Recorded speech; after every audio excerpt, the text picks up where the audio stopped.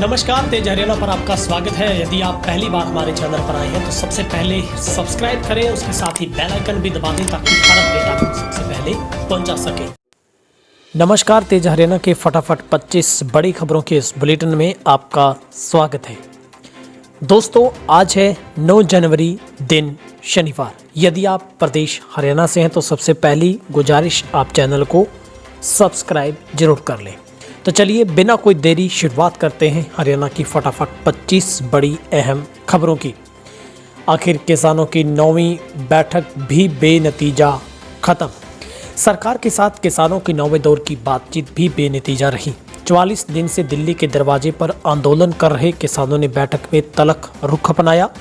बैठक में किसान नेताओं ने पोस्टर भी लगाए जिन पर गुरमुखी में लिखा था, मरेंगे या जीतेंगे।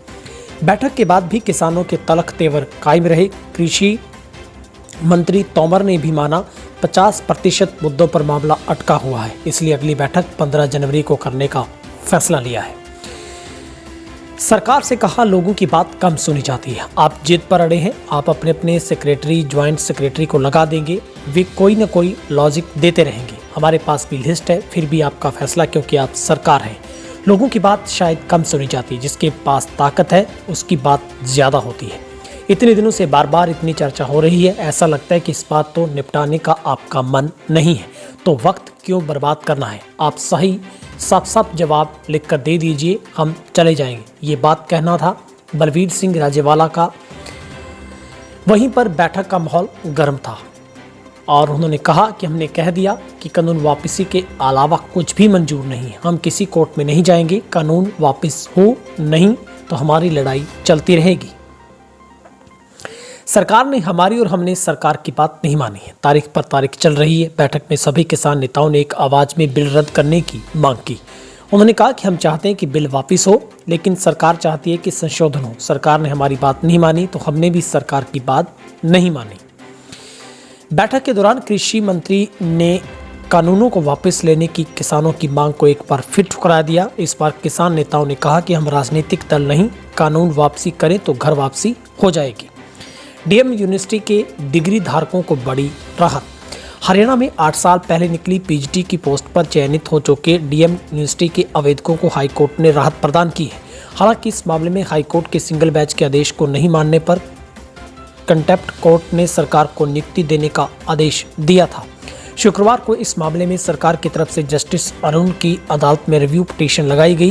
पहले ही दिन की सुनवाई में सरकार की याचिका खारिज हो गई। आपको बता दें कि 2012 में निकली पीएचडी की भर्ती में चयनित हो चुके सैकड़ों आवेदकों को केवल इसलिए नियुक्ति नहीं दी गई कि उनकी डिग्री डीएम यूनिवर्सिटी से थी। इस मामले को लेकर अभ्यर्थी हाईकोर्ट में चले गए। उनकी याचिका पर सुनवाई करते हुए हाईकोर्ट की सिंगल बेंच ने 22 मई 2015 को डीएम यूनिवर्सिटी डिग्री धारकों को सशर्त नियुक्ति दी जाने के आदेश दिया था। इस फैसले के खिलाफ हरियाणा सरकार ने डबल बेंच में एलपीए दायर की थी। फिर 19 अगस्त 2019 को सरकार ने अपनी याचिका वापस ले ली थी, लेकिन बावजूद इसके चयनित पीएचडी की नियुक्ति अब तक नहीं दी गई। इन अभ्यर्थियों में IASI university Rajasthan, Bengaluru university, Vinayaka mission university Tamil Nadu, JRN Vidyapeeth university Rajasthan से स्नातकोत्तर करने वाले आवेदक शामिल हैं। किसानों के समर्थन में अभय सिंह चौटाला का बड़ा बयान। बोले 26 तक फैसला नहीं तो 27 को दूंगा इस्तीफा। किसान आंदोलन के समर्थन में इनेलो नेता अभय सिंह चौटाला ने बड़ा ऐलान किया है। अभय चौटाला ने आज बहादुरगढ़ में कहा कि अगर 26 जनवरी तक किसानों के हक में फैसला नहीं आया तो वे 27 जनवरी को अपने पद से इस्तीफा देंगे। अभय ने कहा कि अपने पद से इस्तीफा देने के बाद वो किसानों के साथ मंच साझा करेंगे। कल से वो गांव-गांव जाकर किसानों को किसान हित में जागरूक करेंगे। अभय ने कहा कि वो हर एक घर से एक आदमी दिल्ली बॉर्डर पर भेजने के लिए भी लोगों से मांग रखेंगे। अभय चौटाला ने सरकार पर निशाना साधते हुए कहा कि सरकार किसानों की परीक्षा ले रही है, किसानों को तारीख पर तारीख दे रही है। सरकार टकराव पैदा करना चाहती है, लेकिन किसान शांतिपूर्ण तरीके से कानून वापसी के लिए आंदोलन कर रहे हैं। अभय चौटाला ट्रैक्टर ट्रॉलियों के साथ टिकरी बॉर्डर पहुंचे थे। इस दौरान उन्होंने अजय सिंह चौटाला के बयान पर जवाब देते हुए कहा कि अजय सिंह के बेटे ही उनकी बात नहीं सुनते। अभय ने कहा कि अजय सिंह को देवीलाल का पोता होना तो फर्ज निभाना चाहिए, किसानों के बीच आकर समर्थन दे देना चाहिए। सीएम खट्टर ने गृह मंत्री अमित शाह से की मुलाकात। हरियाणा के मुख्यमंत्री ने दिल्ली में केंद्रीय गृह मंत्री अमित शाह से मुलाकात की है। अमित शाह से मुलाकात के बाद मुख्यमंत्री ने अगली वार्ता में समाधान निकलने की उम्मीद जताई। किसानों और सरकार के बीच आज बैठक बेनतीजा रहने के बाद मुख्यमंत्री ने केंद्रीय गृह मंत्री से मुलाकात की। बैठक में प्रदेश के राजनीतिक हालातों के अलावा किसान आंदोलन को लेकर भी चर्चा हुई। बैठक के बाद मुख्यमंत्री ने बताया कि अगली बैठक में किसानों की मांगों पर समाधान निकलने की उम्मीद है। इस दौरान सीएम ने कहा कि 3 कृषि कानूनों को रद्द करवाना ही अकेली मांग नहीं बल्कि और भी मांगे हैं, इसलिए 9वें दौर की बैठक में बीच का रास्ता निकल सकेगा। हरियाणा में स्वास्थ्य विभाग की तरफ से जारी बुलेटिन के मुताबिक 24 घंटों में प्रदेश में 281 नए कोरोना के पॉजिटिव केस सामने हैं, जहां पर अब 2,64,242 पर आंकड़ा पहुंचा है। वहीं प्रदेश में अभी भी 2500 से ज्यादा लोगों का इलाज जारी है, तो वहीं पर 3 लोगों की कोरोना की वजह से मौत हो गई है। फतेहाबाद में कोरोना का कोई भी पॉजिटिव केस नहीं मिला। उसके साथ ही भिवानी और महेंद्रगढ़ में भी कोरोना का कोई भी पॉजिटिव केस नहीं मिला है। इसके साथ ही पलवल वालों को भी राहत है, जहां पर कोरोना का कोई पॉजिटिव केस सामने नहीं आया। वहीं पर प्रदेश में अब तक 2,58,998 लोग ठीक हो चुके हैं, जहां पर प्रदेश का रिकवरी रेट 97.94% पर लगातार स्थिर है।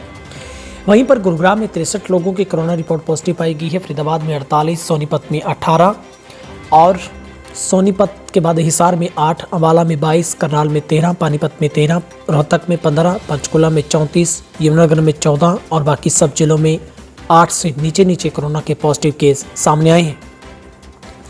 गणतंत्र दिवस पर अतिथियों की लिस्ट जारी। पानीपत में सीएम और अम्बाला में डिप्टी सीएम करेंगे ध्वजारोहण।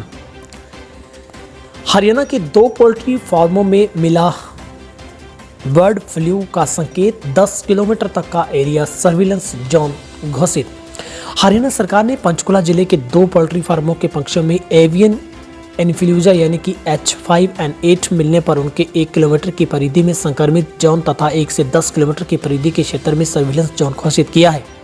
इन क्षेत्रों से न तो कोई पक्षी और न ही कोई अंडा व खाने का दाना बाहर जाएगा। बीमारी को अन्य क्षेत्रों में फैलने से रोकने के लिए विशेषज्ञों की देखरेख में संक्रमित जोन के अंदर आने वाले 5 पोल्ट्री फार्मों के 1,66,128 पक्षियों को मारकर मालिकों को मुआवजा दिया जाएगा।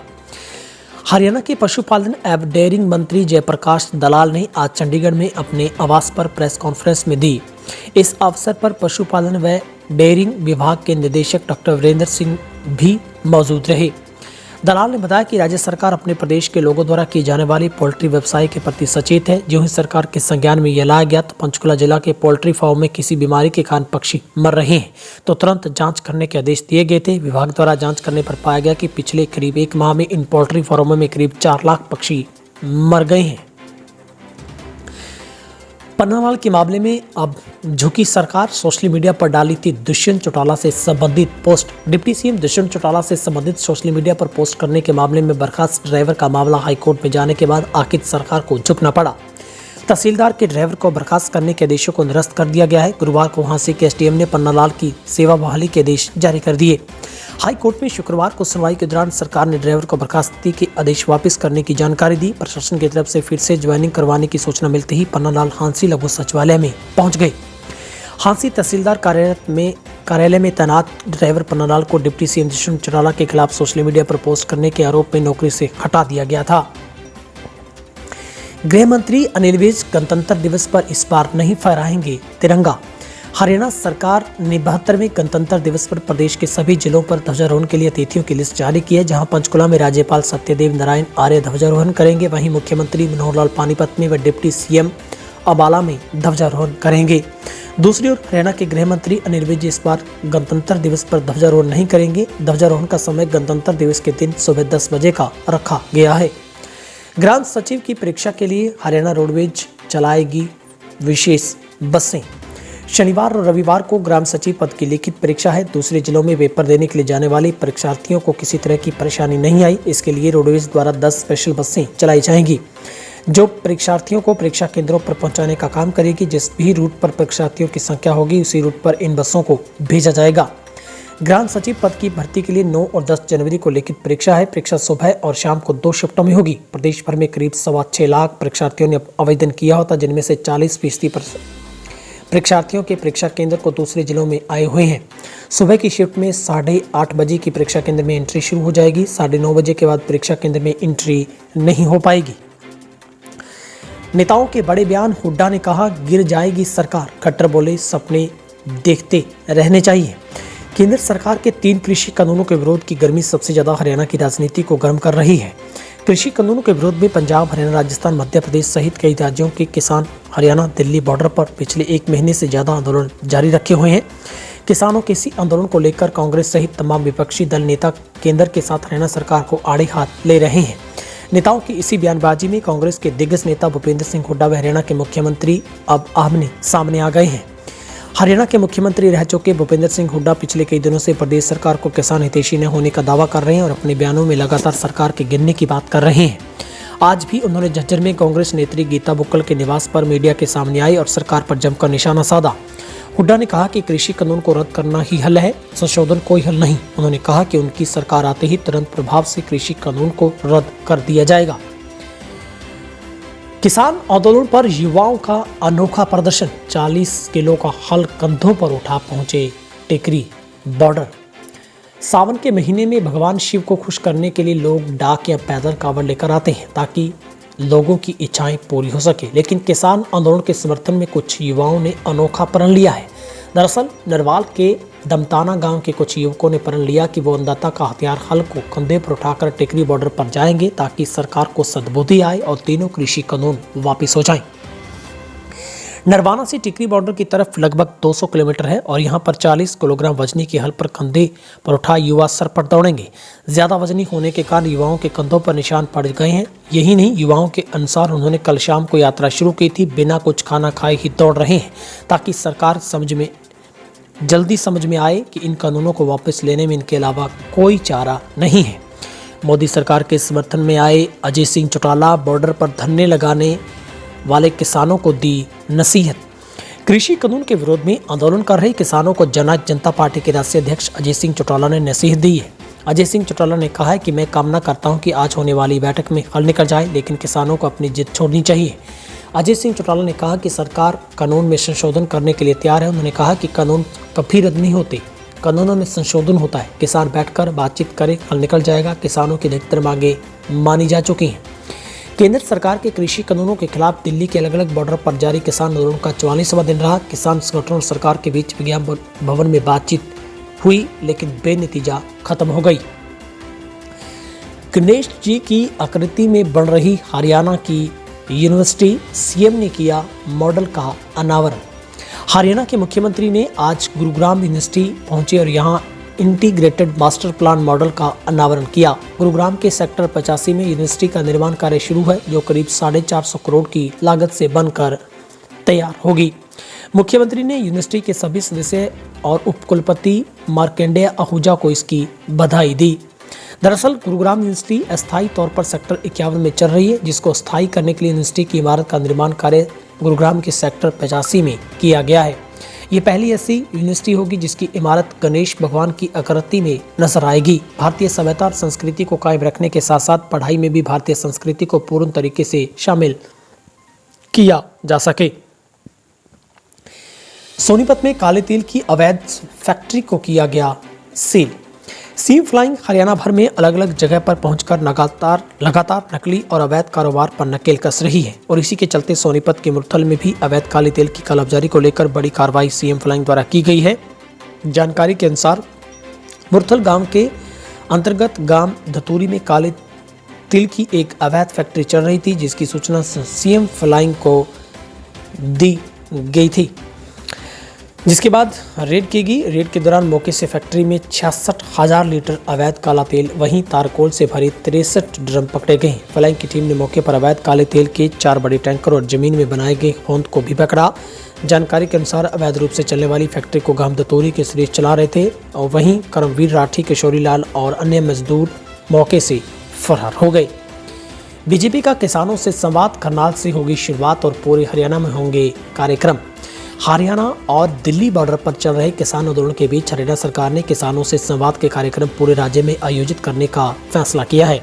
पहले किसानों से संवाद का सिर्फ एक ही कार्यक्रम होना था, लेकिन किसान संगठनों के विरोध के बावजूद मुख्यमंत्री ने हर जिले में ऐसे संवाद कार्यक्रम आयोजित करने का ऐलान किया। मुख्यमंत्री के इस ऐलान के साथ साथ ये साफ हो गया कि सरकार 3 कृषि कानूनों पर इतनी आसानी से किसान संगठनों के दबाव में आने वाली नहीं। मुख्यमंत्री ने यह भी उम्मीद जताई कि 15 जनवरी को किसानों व सरकार के बीच होने वाली अगले दौर की वार्ता में सकारात्मक नतीजे सामने आ सकेंगे। गरोडा के बीजेपी विधायक हरविंदर कल्याण ने अपने विधानसभा क्षेत्र कैमला में मुख्यमंत्री से किसानों का संवाद कार्यक्रम रखा है। इसे किसान पंचायत का नाम दिया गया है, जो 10 जनवरी को आयोजित की जाएगी। इस कार्यक्रम में भागीदारी के लिए मुख्यमंत्री मनोहर लाल शनिवार शाम को ही करनाल पहुंच जाएंगे। भाकियों के प्रदेश अध्यक्ष गुरनाम सिंह चंडोनी समेत अन्य किसान संगठनों ने सरकार के इस किसान पंचायत के कार्यक्रम को नहीं होने का ऐलान कर दिया है, जबकि विधायक और सरकार दोनों किसान से संवाद करने पर अड़िग है। इससे टकराव के हालात बने हुए हैं। रिश्वत कांड मामले में मुख्यमंत्री का बड़ा बयान, बोले सभी दोषी अधिकारियों व कर्मचारियों पर गिरेगी गाज। दिल्ली के कॉल सेंटर संचालक से रिश्वत मामले के मामले में कर्मचारी अधिकारी शामिल होंगे, सभी के खिलाफ कार्रवाई होगी। यह संकेत मुख्यमंत्री ने खुद शुक्रवार को ग्रीवेंस कमेटी की बैठक के बाद पत्रकारों से बातचीत में दिया। उन्होंने कहा कि मामले की जांच की जा रही है, जब तक पूरी जांच नहीं हो जाती तब तक कौन कौन कर्मचारी अधिकारी मामले में शामिल है ये कहा नहीं जा सकता। मामले में हेड कांस्टेबल 5 लाख रुपए रिश्वत लेते हुए गिरफ्तार किए जा चुके हैं। मुख्यमंत्री ने साफ किया है कि इस मामले में जो भी शामिल है सभी के ऊपर गाज गिरनी तय है। सरकार को कोई खतरा नहीं है। बताया जाता है कि विधानसभा में प्रतिपक्ष के नेता भूपेंद्र सिंह हुड्डा ने पूर्व मुख्यमंत्री हुड्डा ने कहा था कि कुछ महीने में प्रदेश की सरकार गिर जाएगी। प्रदेश के 5000 से ज़्यादा गाँव को मिल रही 24 घंटे बिजली, सीएम खट्टर।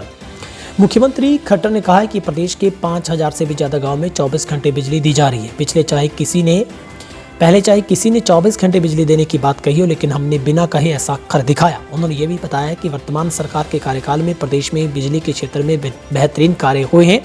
वर्ष 2014 में जब तक सरकार बनी थी उसी समय लाइन लॉस 34% था, जो अब घटकर 17% रह गया। इससे पहले 7000 करोड़ रुपए की सब्सिडी दी जाती थी, अब घटकर 6000 करोड़ रुपए रह गई है। इसे और भी कम करने के प्रयास हैं।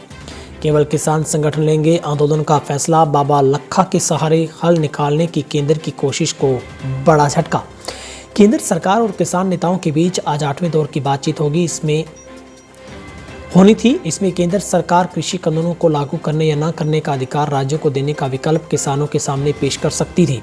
इसी बीच आंदोलन को खत्म करने के लिए केंद्र सरकार ने नानकसर गुरुद्वारे के बाबा लखा की सहायता लेने की रणनीति भी अपनाई, जिनका पंजाब के सिख समुदाय में काफ़ी लोगों के बीच अच्छा असर बताया जाता है। लेकिन केंद्र की इसी रणनीति पर किसान नेताओं ने यह कहकर पानी फेर दिया कि किसानों के मुद्दे पर कोई भी निर्णय केवल किसान संगठन ही लेंगे, किसी दूसरे व्यक्ति को दखल देने की कोई भी जरूरत नहीं है। किसान नेता गुरनाम सिंह चंडोनी ने केंद्र से बातचीत के ठीक पहले ये कह दिया है कि किसान आंदोलन से जुड़ा कोई भी निर्णय केवल किसान संगठन और उसके नेता ही लेंगे। बाबा लखा का नाम लिए बिना उन्होंने कहा कि किसी भी अन्य व्यक्ति को इससे जुड़ा निर्णय लेने का कोई अधिकार नहीं है। किसी अन्य व्यक्ति को इसमें हस्तक्षेप करने से भी बचना चाहिए।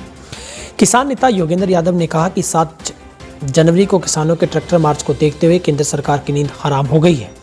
उन्होंने कहा कि उन्हें इस बात की उम्मीद नहीं है कि सरकार हमारी बातों को मानने के लिए राजी है। फिलहाल हरियाणा की फटाफट 25 खबरों के बुलेटिन में आज के लिए इतना ही। और आपसे गुजारिश, यदि आपने अभी तक भी हमारे चैनल को सब्सक्राइब नहीं किया तो जल्दी से YouTube पर हमारे चैनल को सब्सक्राइब कर लें, बेल आइकन भी दबा दें ताकि हर अपडेट आप तक सबसे पहले हम पहुंचा सकें। हमारी कोशिश रहती है कि सुबह सुबह के इस बुलेटिन में हरियाणा की तमाम उन खबरों को अब तक पहुंचाया जाए, बिना किसी ब्रेक और बिना किसी उस भागम दौड़ के बिना, ताकि आपको आपकी दिनचर्या की शुरुआत एक अच्छी हरियाणा की तमाम अपडेट के साथ हो सके। हम इस बुलेटिन में हरियाणा के तमाम उन बड़े प्लेटफॉर्म का सहारा लेकर रिव्यू करते हैं पूरी खबरों को, और फिर आपके लिए चुनिंदा खबरों को हम शामिल करते हैं। हम कोशिश करते हैं हरियाणा के 22 जिलों को शामिल करते हुए हर जिले की एक एक खबर को चुना जाए। और ऐसा नहीं है कि हम कुछ ही जिलों को टारगेट करते हैं, हमारी भरपूर कोशिश रहती है कि हरियाणा के तमाम जिलों को दिखा जाए, पढ़ा जाए और वहाँ की महत्वपूर्ण खबरों को, विशेषकर पॉलिटिकल खबरें, आर्थिक खबरें, दिनचर्या की खबरें, किसान आंदोलन से जुड़ी खबरें, शैक्षणिक चाहे हो वो सामाजिक हो चाहे धार्मिक हो, उनको हम शामिल करें। तो ये भरपूर हमारी कोशिश रहती है और आप सबका प्यार मिल रहा है लगातार तेज हरियाणा को। आपसे यही उम्मीद है कि आप हमारे चैनल को लगातार शेयर करें, कमेंट्स किया करें। और हाँ, किसान आंदोलन के समर्थन में अगर आप हैं तो कमेंट बॉक्स में किसान जिंदाबाद जरूर लिखें। और किसान आंदोलन अब किस दिशा में जा रहा है, कितनी कामयाबी के करीब पहुंचे, ये भी आप कमेंट बॉक्स में अपनी राय जरूर रखें। मगर अब लगातार किसानों की सरकार के साथ जितनी भी दौर की वार्तालाप हुई है उनमें अभी तक किसानों को मायूसी ही हाथ लगी है। मगर किसानों ने साफ कह दिया है सरकार भले ही उनकी बात ना माने लेकिन वे दिल्ली से हटेंगे नहीं। फिलहाल आज के लिए बस इतना ही। आप सबका दिन शुभ रहे। 20 वर्षों से विश्वसनीय शिव पैथोलॉजी लैब नजदीक राज हॉस्पिटल मंडी डबवाली। आपका कोई भी टेस्ट, चाहे कैंसर, थायराइड, बेल अर्जी, कोरोना या फिर पूरे शरीर की जांच, बस एक बार सेवा का मौका जरूर दें। याद रखें, शिव पैथोलॉजी लैब नजदीक राज हॉस्पिटल मंडी डबवाली।